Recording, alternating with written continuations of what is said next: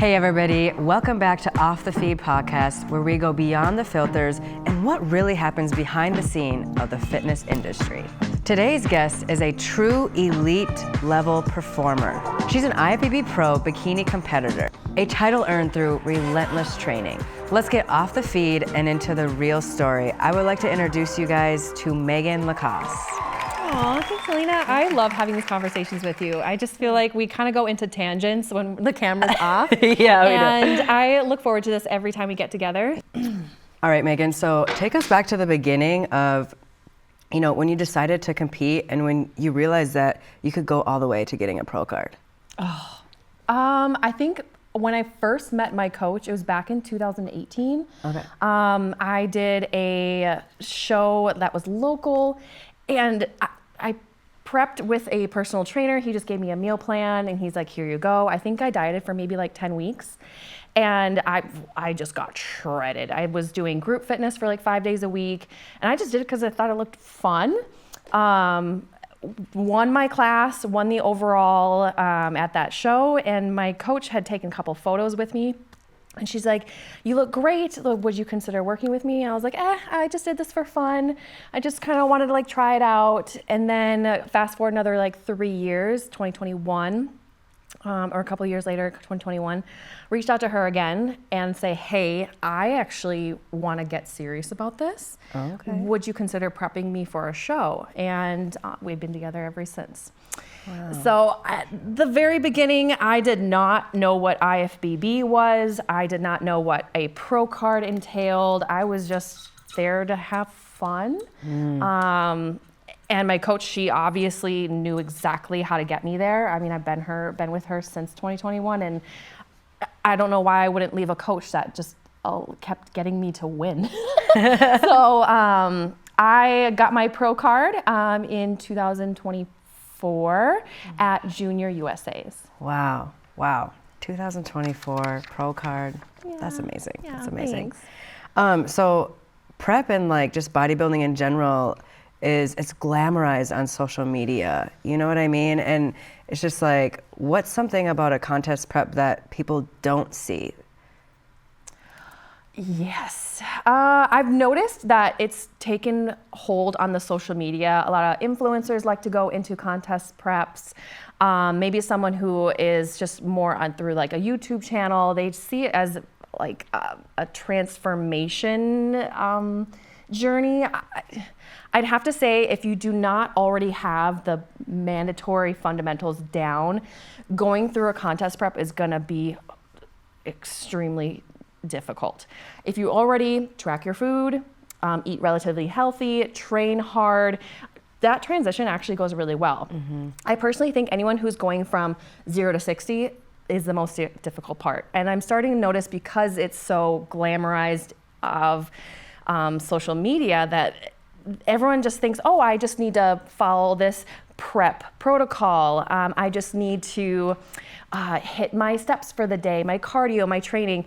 It's way beyond that. One thing I've noticed over time is that your prep can get better each and every time, only if you have this dialed in. And we'll talk about outside environmental things as well. But I'm noticing if this is not dialed in, none of this is going to follow. Mm-hmm. So I'd have to say, have your fundamentals locked in way before you go into a contest prep. Mm-hmm. Otherwise, this and this really struggle to connect. Yeah, I've seen a lot of people go from 0 to 100, and it's just where do you find that balance? If you have clients who are doing that 0 to 100 kind of thing, it's just how do you get your clients to get into that middle ground of a good balanced regimen or just lifestyle? Because a prep and off season can be so different. Yeah, well, it depends, right? You said balance a couple of times, and I want to say that I want to make the argument that balance has no place in a contest prep. I know. Oh, okay. In a contest prep, but there's going to be different phases. So there's going to be phases, of course, in a off season, depending on what level you're at. If you're at a local level, regional level competitor, I don't think you need to dial in an off season the same viscosity as an actual prep. But if you want to go pro, if you want to go to Olympia, yeah, your off seasons need to be dialed in. Balance has its phase. So if you're going from 0 and you're just new to training, new to nutrition, new to balancing a fit lifestyle with your current lifestyle, yeah, you have to implement certain push phases and pull phases where you can acclimate your lifestyle, because that's kind of what it comes down to. It's like, how well can you adapt the bodybuilding lifestyle into your lifestyle? Not everyone can be a professional bodybuilder as a full-time job. Not everyone can be a social media fitness influencer as a full-time job. I mean, I personally work in the fitness world. I work as a sales director for a wellness franchise. It pairs very well because I talk a lot about natural ways of healing, improving bone density. Most of my clients are people with osteoporosis. So I like to correlate my lifestyle and what I talk about into my current lifestyle. So I'm gonna say balance needs to be earned at an early part of your journey. And then when you get higher up in the ranks, when I say ranks, I just say if you're at local, regional, pro, Olympian level, you can fit those in. One example would be, you might follow a Olympian on social media, really like their physique or maybe the way they train. If you do not have the muscularity of an Olympian, you probably should not be training the exact same way that an Olympian is training. Does that make sense? Yeah. So if somebody was, they're going from being just a lifestyle, like they go to the gym, they're eating right, they're learning all of that, to competing, how do you transition people from a lifestyle to, okay, now we're gonna get into a contest prep? Yeah, this is the fun part. I get so excited when anyone asks to go into a contest prep because I have so much fun.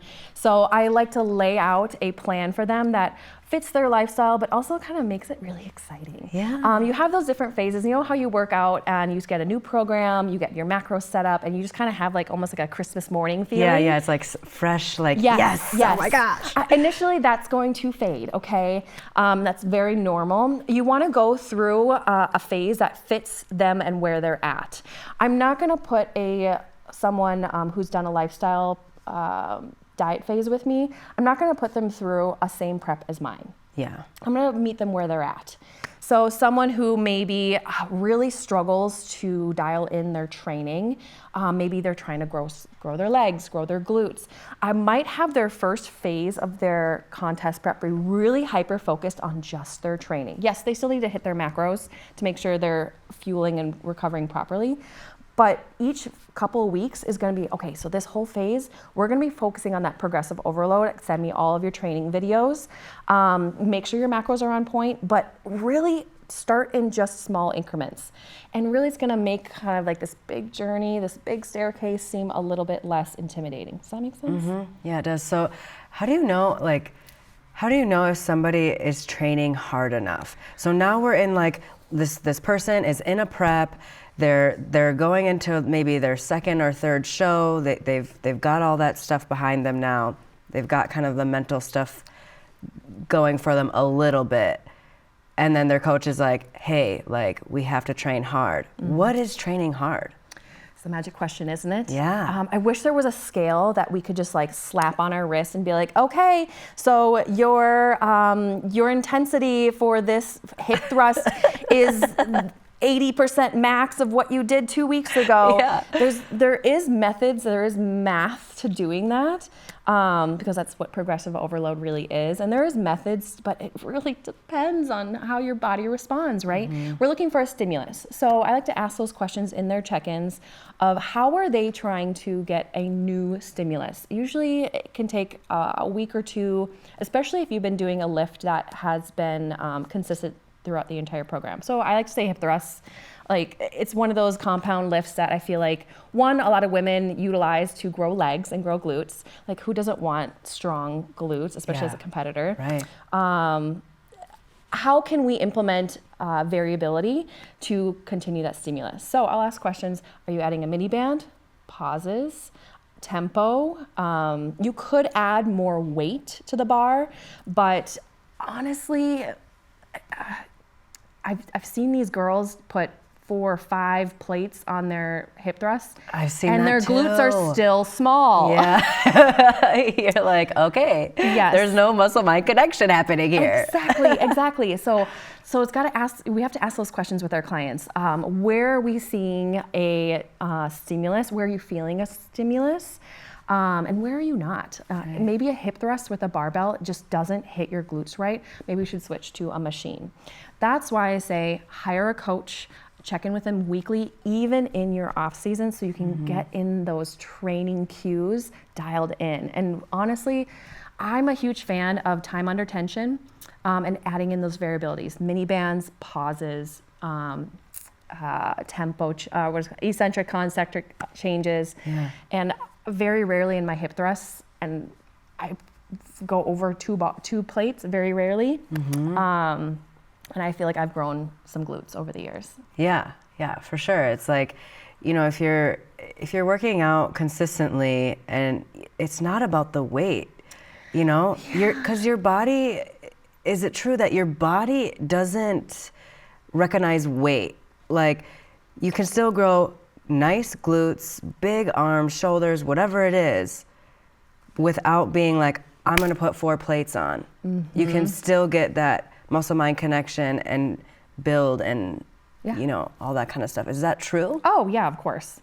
We've all done it before where we've done a, maybe like a squat variation, and it might be on like a different machine, or maybe you're doing a dumbbell instead of a machine, and you're realizing, oh my gosh, like this is hitting so much differently. Yeah. You're putting a different load on your nervous system and your muscle. It's still a progression. I wouldn't switch up your exercises weekly or even like every other week, but sometimes you just need to get it done. Yeah. Think about those variations to progress. Before you add on extra weight. I still believe, yes, you should be adding on more weight as you get stronger and stronger, but absolutely, yeah. Consider those variables. Yeah, absolutely. So, so walk us through peak week, like from your perspective. Oh my gosh, yeah. As a trainer, as a coach, what does that look like? And what is peak week, first of all? Let's get through that first for the people that don't know. Yeah. The week leading into a contest show is usually called a peak week. Back in the day, or early bodybuilding world, there was different variabilities that coaches would manipulate to get a peak out of your body. This would usually be like water manipulation, sodium manipulation, maybe carbohydrate manipulation, changes in your training or cardio, to get your body to just either tighten up or fill out in a specific way. And it happens from day to day. So today it's just still called a peak week, but it really depends on your division and how advanced you want your peak week to be. The way I like to coach, I personally don't like the term peak week because everyone thinks like there's supposed to be this magical protocol that's just gonna all of a sudden make your body just look magnificent. Like, I'm just gonna be so much bigger than I was. Like, I'm gonna be so full. I just needed, I should have had that extra 20 grams of carbs, or otherwise I would have won. I would have looked fuller. Not necessarily. I like peak weeks as a way to dial in the perfect look. So my division is bikini. And some of my peaks have been very coastal. I want to say I like to coast into a show. And some of my peak weeks have been very extreme, where I have big changes in water, big changes in sodium or carbs. Depends on what you need. Personally, as a coach, I'd much rather have it stay consistent and coast into a show day because it's more predictable. It really depends on the athlete, especially at a local or regional level. To help with stress, I usually recommend if we could just coast into that show day. I would never want an athlete to go into their show and feel like they are not ready because we've done all kinds of changes in their program. When you're changing things in your program, there's a big risk that your body might not respond the way that you want it to respond. Yeah, I mean, when I did my show, it was just like, I was getting more carbs in, and I was like, I don't know what's going on here. Like, I'm super full, and okay, we're gonna go on stage. Like, it was just a little bit crazy. So it's a little bit of a personal question. Who are you outside of bodybuilding? Let's get to know Megan. Yeah. Okay, so I mentioned I'm in sales, so I work for a wellness center, and I do work from home. It's a lovely little change. I am married his name's Jack, and we live on a lake in Minnesota. Oh. We just bought the house early in July, so I've been living the lake life. The lake life. I know. No babies or anything. I just have a cat, and I also coach on the side, so both lifestyle and prep.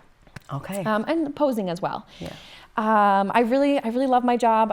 Obviously, I get to work with women who want to build muscle, bones, and feel stronger. So many of the clients I work with have osteoporosis. And on top of that, I love to ski. I'm going to Aspen in 2 weeks. Oh my gosh. Yes. And I guess live in the lake life, boating, pontooning, swimming. Classical Minnesotan over here. I know. We got a classic Minnesotan here. If I catch myself with my Minnesota accent sometimes, I'll say, let's go for a boat ride. Oh, God. Yeah, let's go on the boat. Watch out for that snowbank over there. Yeah. Right? Oh, my gosh. So funny. Well, Megan, thank you so much for coming in. I really appreciate it. We love having you here, and I love having conversations with you. You know, it's super easy and fun. So, what are some last words that you have to say to maybe just somebody who wants to start to get into the gym? Yeah.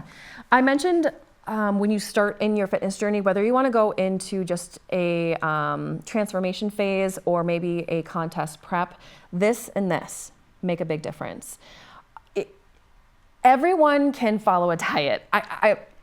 I firmly believe anyone can get a plan, follow a diet, follow a workout plan to a short term, whether it be 12, 16, 18 weeks. Most people can dial it in with some sort of accountability. The hardest part is making sure that this is aligning with this. So if you do not have that belief in yourself that you can be the most successful and strongest version of yourself at the end of this journey, no one's gonna believe in you other than you. So start with believing in yourself from day one, and do not derail that thought, because bodybuilding, it does mess with how you feel your body.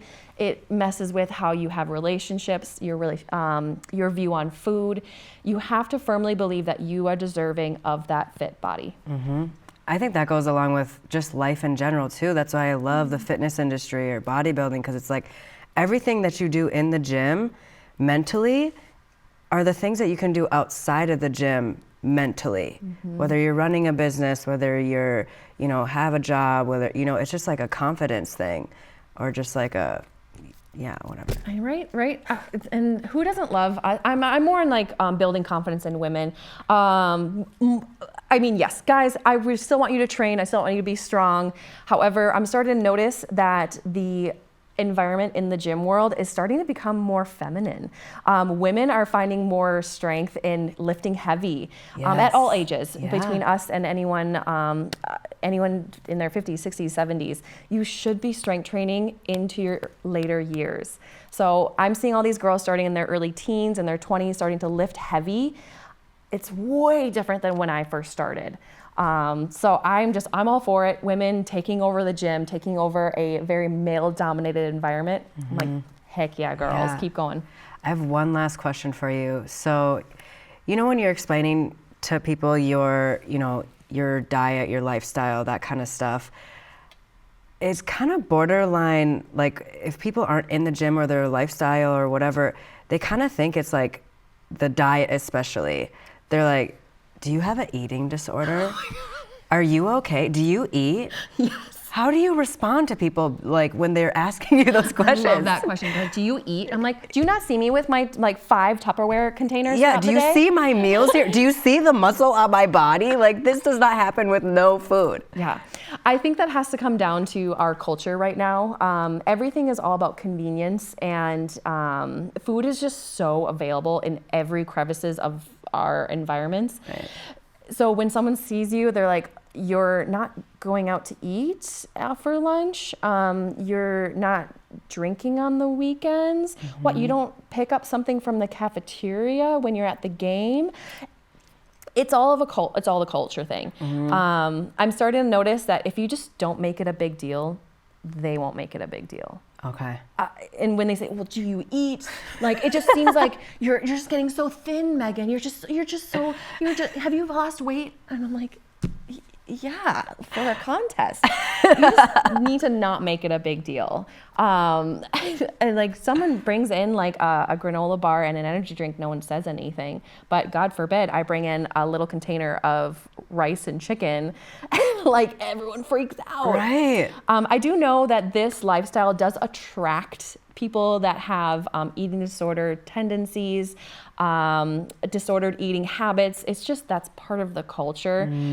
At least what I've noticed in my own coaching, I like being able to coach to macros rather than a meal plan, because it kind of allows that flexibility that you can really eat foods that you enjoy. And there's all kinds of variabilities to make sure that you are being satisfied, so that you don't go into those disordered eating habits. Not gonna lie, I've come down to eating like the same 10 foods in like 2 months, to get a certain look, but you kind of have to do that to a certain degree in the short term. But long term, I mean, bodybuilding is a lifestyle. You're gonna have to learn that food has purpose in your body and lifestyle and culture too. So if you're in an off season, like I just had a free meal with my husband for Valentine's Day, like food's always gonna be there. It's always gonna be there. It's always gonna be part of the conversation. It's always gonna be part of your family. You're gonna have to plan ahead to make sure that you're not pulling in these disordered eating habits and giving it to your family members, children, things like that, and just learning and communicating that this is temporary. I might need to plan for a free meal ahead of time, but that doesn't mean you can't have the meal. Does that make sense? Right, yeah. I think a lot of people, I mean, that's just one question I was kind of itching to ask you, because I'm just like, I'll explain the lifestyle and people are so concerned. Yeah. They're so concerned. It is a level of mastery, I think. Like, I feel like anyone who can master their nutrition, that is a high level of self-discipline. And that can make other people feel very uncomfortable. Yeah. It's always like, why do you eat that way? Cause so I look like that. Yeah. Like, so I feel good too. Like, so I look good, feel good. Like, that's huge just in everyday life. Like, I don't have a crash throughout the day. I'm not, eating a donut in the morning and then feeling like shit by, 12 o'clock. Yes. And it takes practice too. Yeah. I firmly believe some people, they go through like these diet phases and they feel like, they're like, I'm failing because I chose to eat green beans instead of, I don't know, like broccoli or something like that. Something wild. And I'm like, you just got to keep practicing, being kind to yourself mentally, and just know that really food is always going to be there. There's going to be phases where you really need to dial that in. That's why I say I don't think balance is something that can be in a contest prep, but it certainly can be in an off season or non-contest prep. Yeah, absolutely. All right, Megan, well, thank you so much for being here today. And, I'm excited to have you back. And we'll go from there.